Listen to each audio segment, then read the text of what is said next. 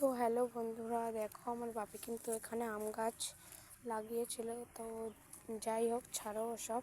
দেখো উস্তো গাছে কিন্তু প্রচুর উস্তো ধরেছে। এই দেখো, একবার কিন্তু তুলে খাওয়াও হয়ে গেছে।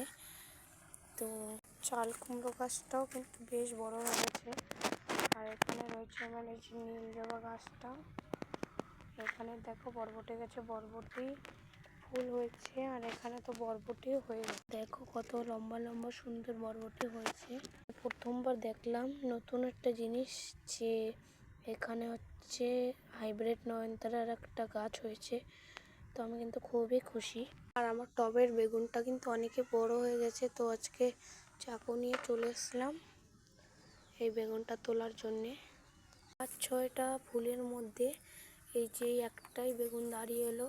তো দেখো বেগুনটা কিন্তু আস্তে আস্তে কেটেই ফেলেলাম, তো হাত দিয়েই ছিঁড়ে ফেলেলাম। তো দেখো আমাদের কিন্তু ছাড়া তো দেখো বেগুনটা তোলা হয়ে গেল।